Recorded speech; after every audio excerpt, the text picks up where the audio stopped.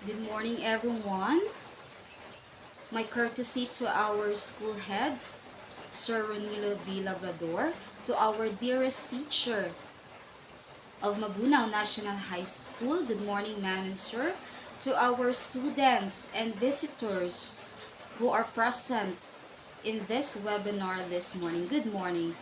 So, today I'm tasked to discuss the Republic Act 9003, or also known as Ecological Solid Waste Management Act of 2000. So this is our third week of celebration for Fifth Terrific. So I am tasked to discuss to you this Republic Act number 9003. So I hope that you will enjoy listening to my discussion. So before we will elaborate more what is Ecological Solid Waste Management Act of 2000, let's first define what is solid waste.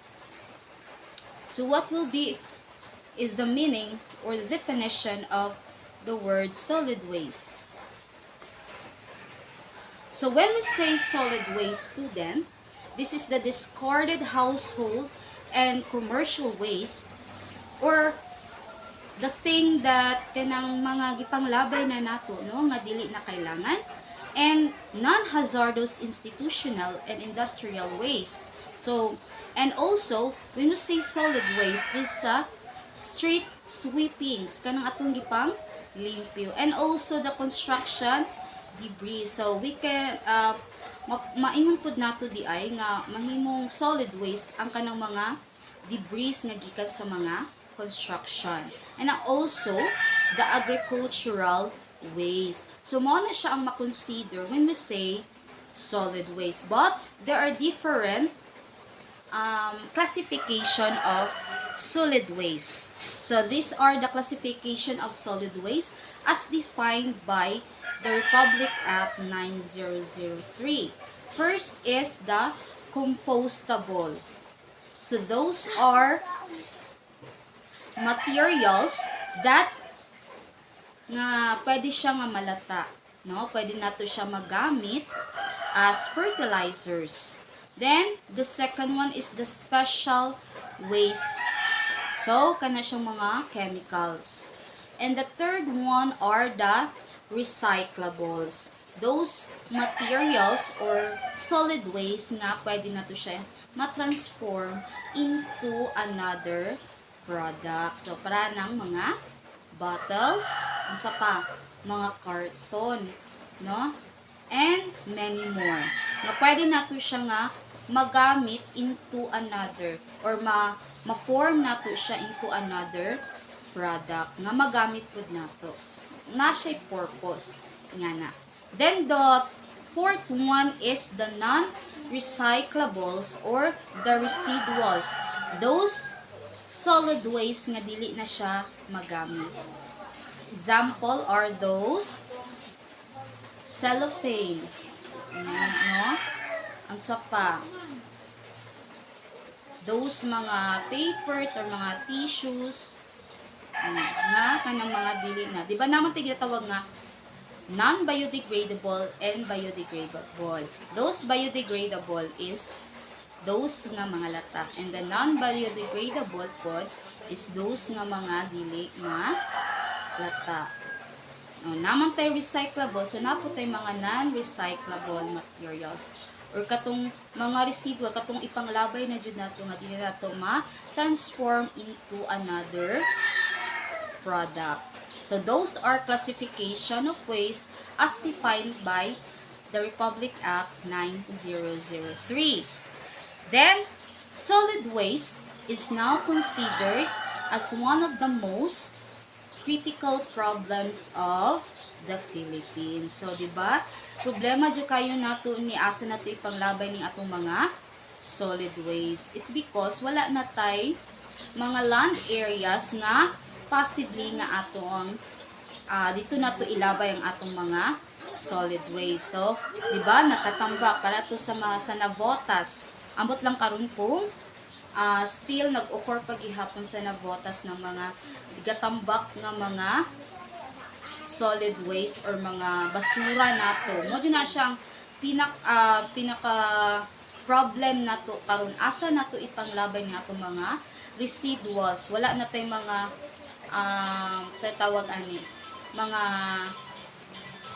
area nga kalabayan. It's because some of our areas is gibuhat ng mga commercial building, mga commercial building. So wala na tay enough space kung asa na to ibutang ang atong mga wala na tay mga landfills, no, nga kabutangan. So mo na atong problem karon kay the more nga daghan ang tao, the more pud ang basura nga matigom. So so solid waste is now considered one of the most critical problems of our country. As you can see on the picture, di ba? Gapundok nga mga basura.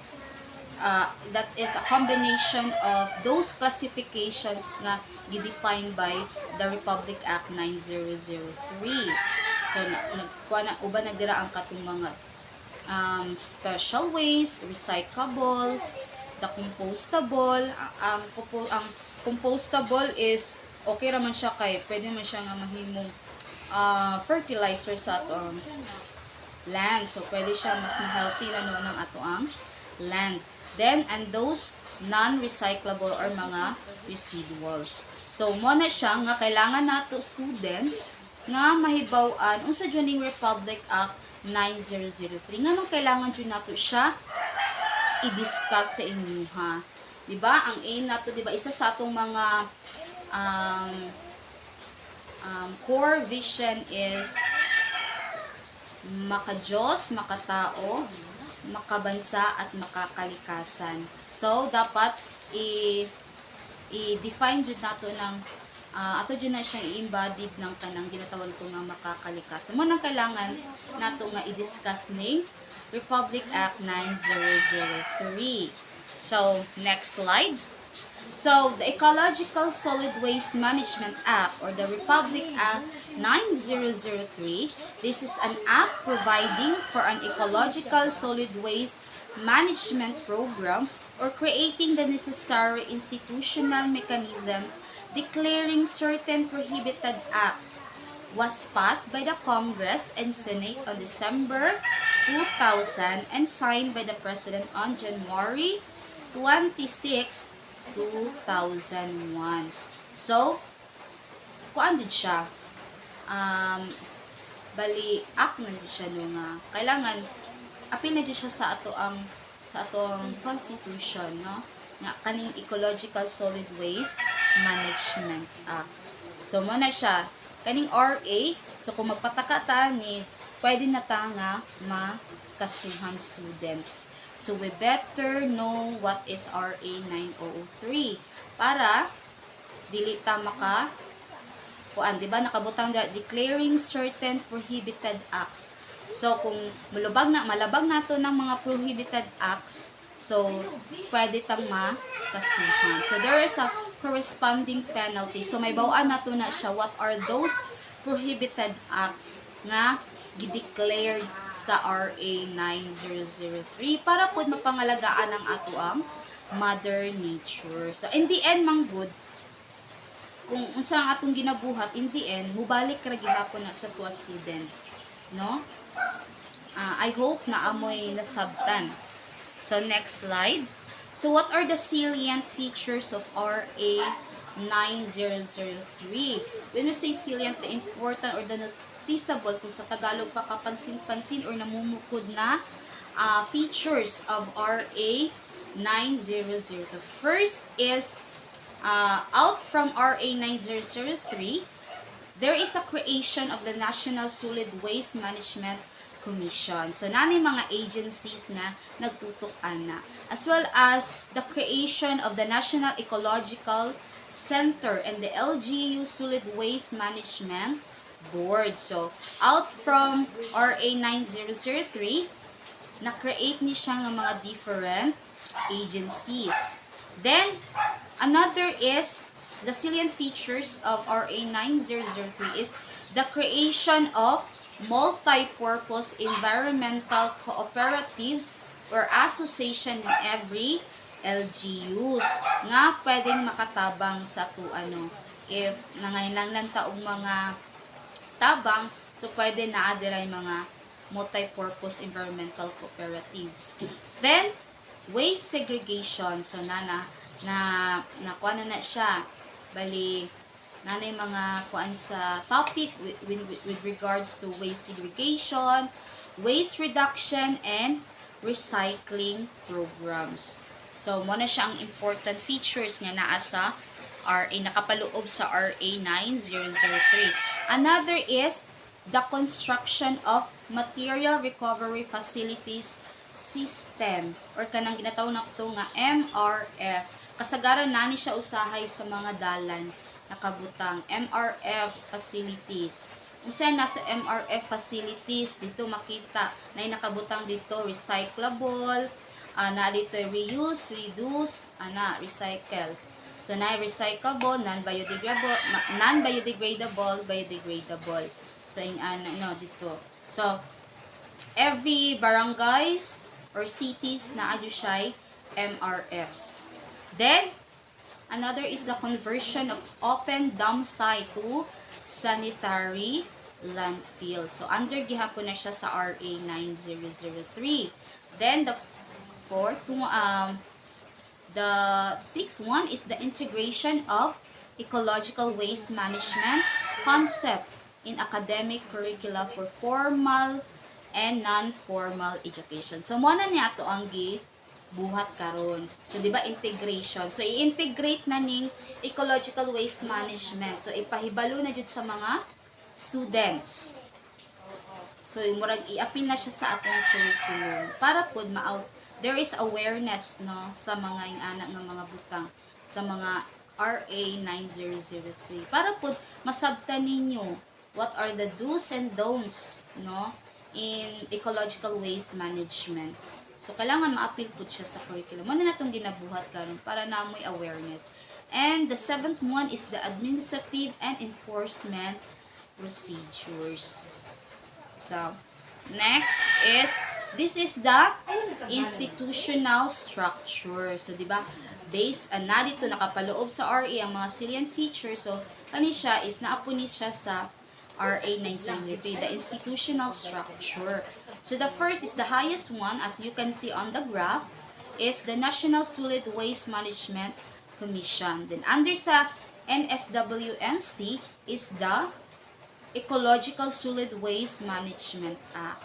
Then under niya, na naman na siya, is the LGU and the waste generator or the citizen. So under dira sa Ecological Solid Waste Management Act.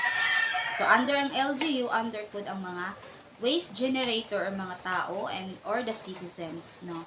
So, yung muna ang institutional structure of RA 9003. Next is, this is the institutional mechanism for the national level, for the National Solid Waste Management Commission. So, unsay trabaho nila? They created under the Office of the President. EMB of the DENR provides secretariat support.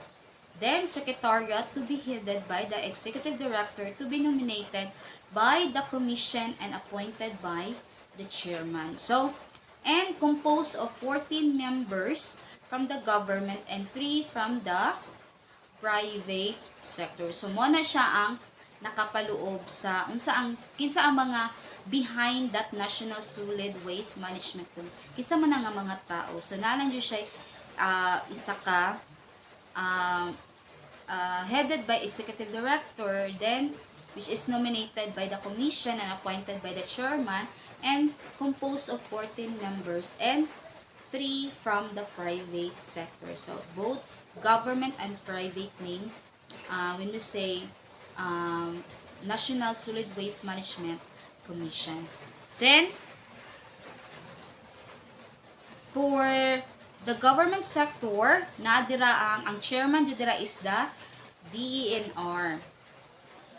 Then, ang under niya na ay DILG, DOST, DPWH, DOH, DTI, DA, PIA, MMDA, TESDA, League of Provinces, League of Cities, then League of Municipalities, and Liga ng mga barangay. For the non-government sector, one representative from the NGO, and one representative from the recycling industry, and one representative from the manufacturing or packaging industry. Take note, for the private sector, representative shall be appointed by the president for a term of 3 years. So, 3 years lang ilahang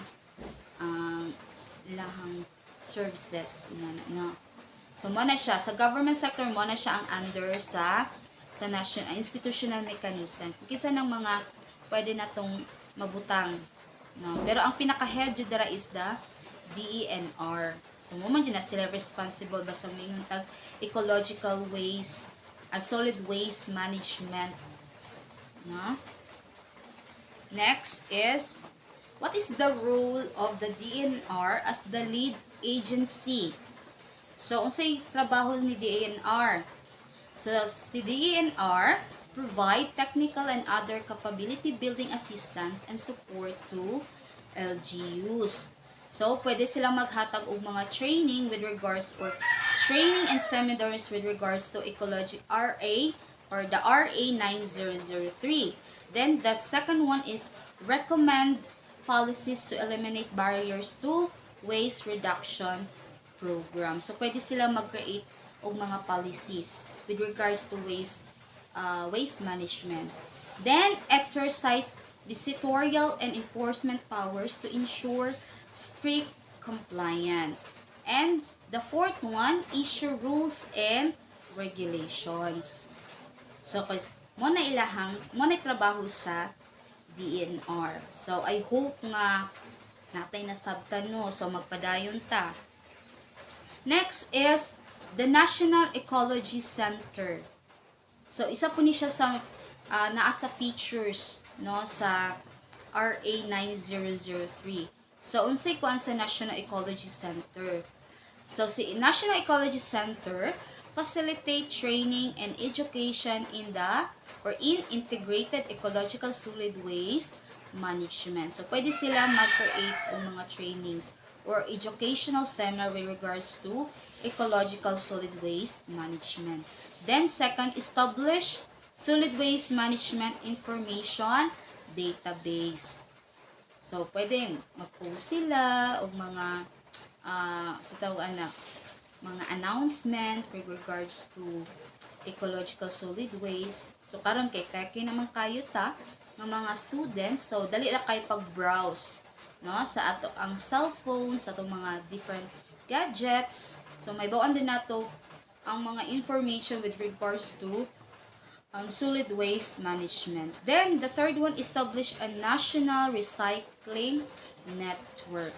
And the fourth one, provide technical assistance in pilot modeling of solid waste management facilities. Next is the Solid Waste Management Board at the local government level. Kato ganina, naatay national level. Kani, local government level. So, naatay Provincial Solid Waste Management Board. Unsay trabaho niya? Consolidate plans and programs, establishing activities and complementing efforts at the local and barangay levels. Then, under ni Provincial SWM Board is the Naputay City Municipal Solid Waste Management Board. Unsay trabaho niya is the collection of non-recyclable materials and the special waste shall be the responsibility of the municipality or the city. Then, ana na siya, under na po ni municipality and city is the barangay Solid Waste Management Committee. So, sila sa barangay, ang trabaho nila is to segregate or segregation and collection of biodegradable, compostable, and reusable solid waste shall be conducted at the barangay level. So, gikan sa barangay, pasa na po dito sa municipal, then provincial. So, si provincial na ang mag-consolidate. So, out from barangay problems, so mapasa dito sa municipal, then i-consolidate na so magbuhat na ang provincial of plans, no? Kung saan na nila from local and barangay levels. So, so for the local government level. Next is functional elements and mechanics of solid waste management. So, nga na, makita na to sa ato ang flow chart. So, waste generation, padulong siya sa on-site storage. Then, out from, paghuman sa on-site storage, is mabaabot din dito sa collection. Then, out from the collection, padulong na po siya sa transfer and transport. Then, out from the transfer and transport, maato na siya dito sa processing or the treatment time. Then, kung di na siya, wala na, dito na, mas-segregate na ang recyclable and non-recyclable. So, katong mga kuan, disposal na dayon, no?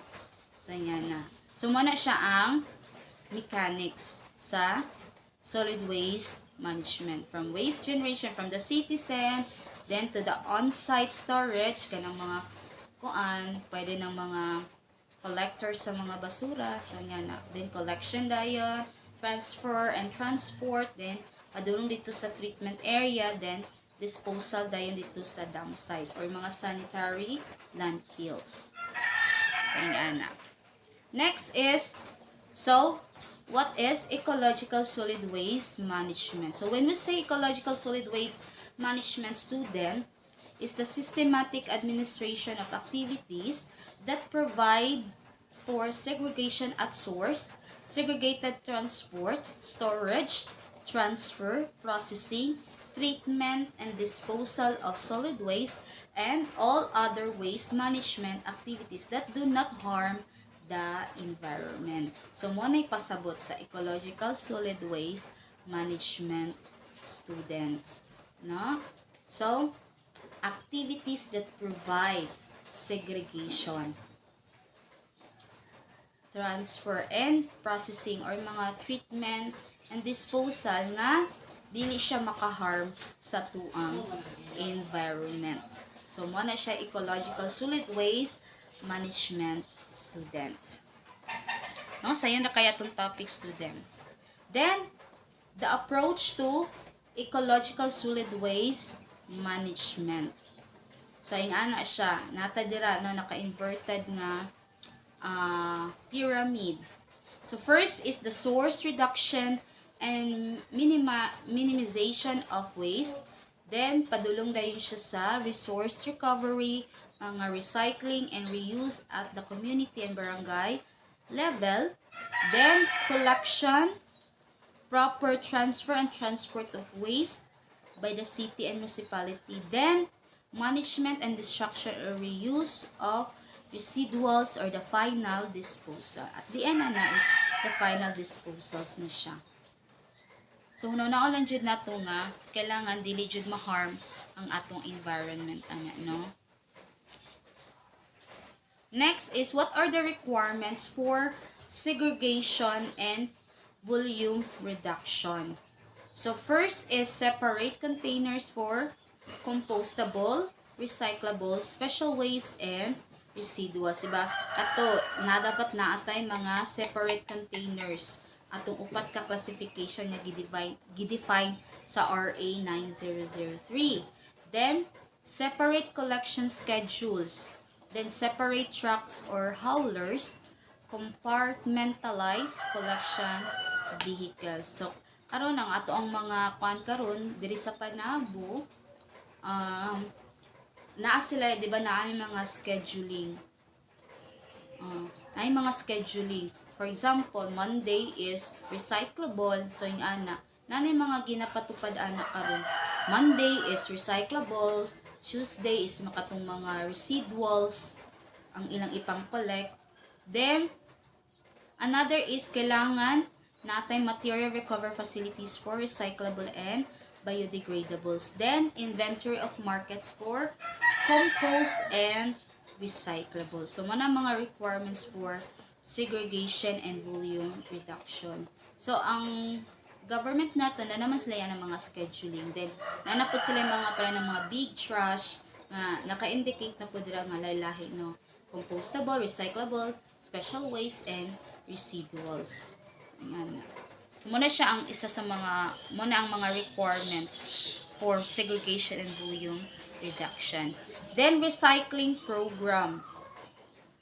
So, nadira sa recycling program nga gikuan sa RA 9003, kailangan environmentally preferable purchase. So, kailangan, di ba, ginahinay na karon ang mga straw nato sa una, di ba, ang mga straw kay mga plastic.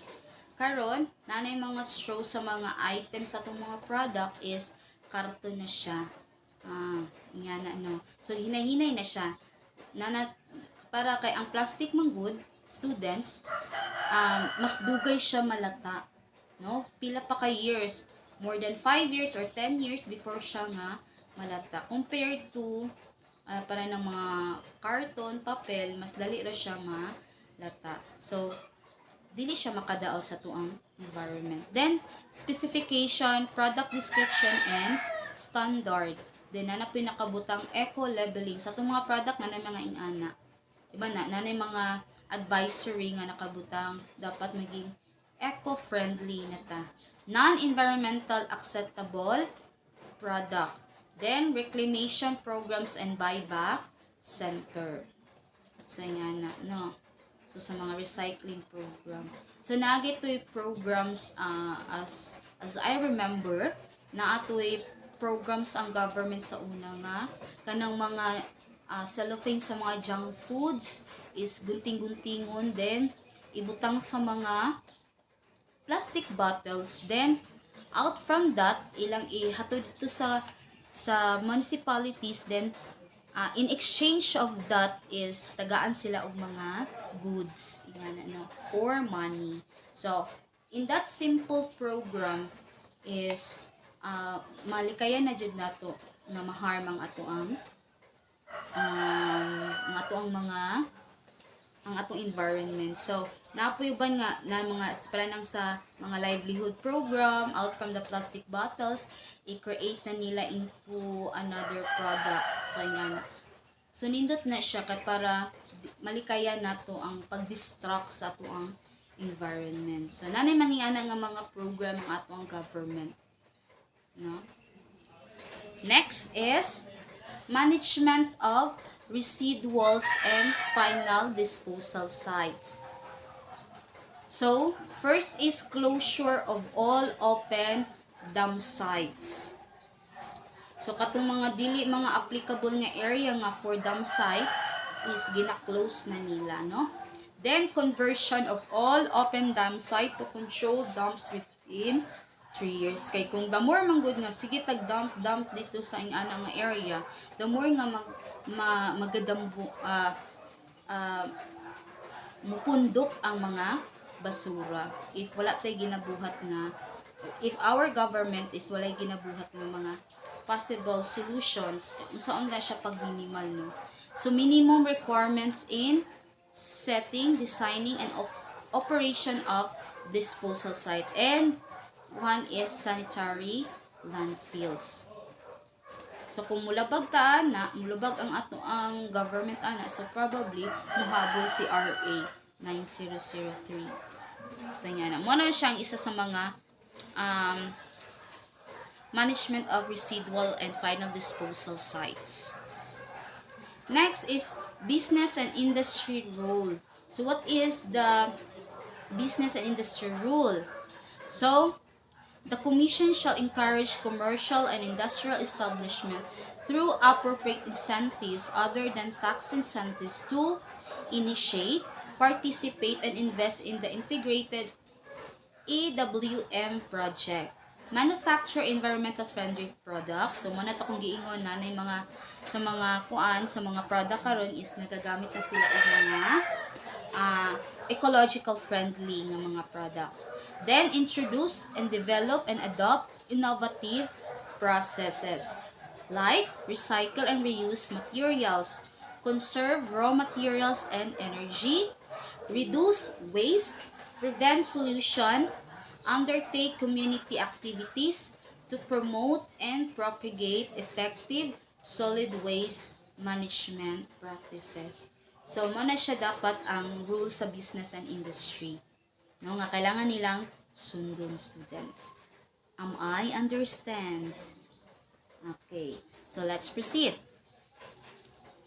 So, muna na kong giingon, the prohibited acts if mulabag ta sa RA 9003.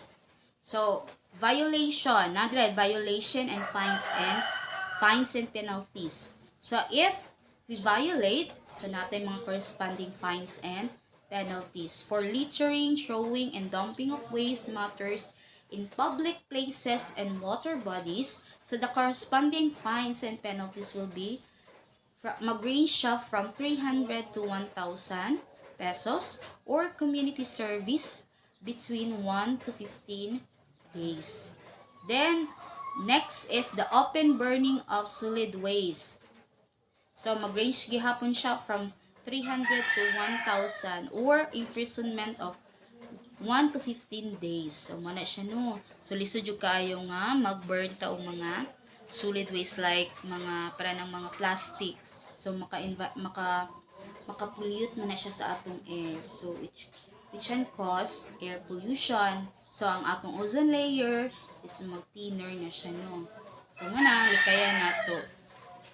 Next is collection and transport of non-segregated and unsorted waste. Squatting in an open dump site and landfills. So, and open dumping, burying of biodegradable and non-biodegradable materials in flood-prone areas, and unauthorized removal of recyclable materials for collection by authorized person. So, in ana, no? Fines ana niya is 1,000 to 3,000 or imprisonment of 15 days to 6 months. So, naapol dyan dayo unauthorized removal of recyclable materials. Katahay, narito sa treatment facilities, nanguha ka dito. No? Yung mga recyclable materials nga wala kagi murag kumbaga nangawat ka dito. So, pwede ka nga maka-penalties. As well as, kana po di ay, dili na to, iniglaban sa tong mga basura, wala siya nakasegregate. So, yung ana, maka-penalize po, no? Maka-fines po day ta ana. Or pwede ta nga makulong. Next, another violation, operation of an open dump sites. O ka na, magbut-buot ka o buhat o dump site. Then, manufacture, distribution of, or use of non-environmental acceptable packaging materials. Then, importation of consumer products packaged in non-environmental acceptable materials. For example, steel lagi hapon, nagsigirag gapon kagamit og mga plastic. No? Tapos ginastake na sa RA 9003 nga kailangan ang business or ang industry is to adopt an environmental packaging. So, what will be the fines? 500,000 or imprisonment of 1 to 3 years. So, yung no, tungod lang yan, no, makulong ta. So, sunod lang dyan ta, whatever the, what is the mandated, no, sa atong ang government, no, sa yan. Next is, another prohibited acts is the importation of toxic waste misrepresented as recyclable or with recyclable content. Transport and dumping in the bulk of collected domestic, industrial, commercial, and institutional waste in areas other than center or facilities prescribed by law. O kana, magpataka o kana, tay ang municipality, pataka labay sa ilahang mga basura. So, pwede, what will be the fines? So, yan 10,000 to 200,000 and or imprisonment of 30 days to 3 years. So, muna siyang iyang kalakit nga penalties and fines if mulabag taani nga violation. Labi na kaning toxic waste o makadaot mo guna siya, no? Makadaot na siya sa atong ang land, no? So nga na. Next is another prohibited acts.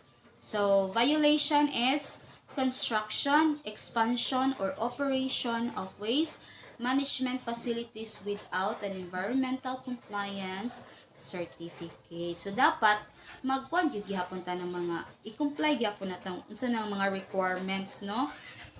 Naman tay mga different requirements. So kailangan before ta mag-operate, before ta mag-construct og mga facilities, waste management facilities, kailangan natay gihigunitan yung mga legal basis, no? Natay mga certificate.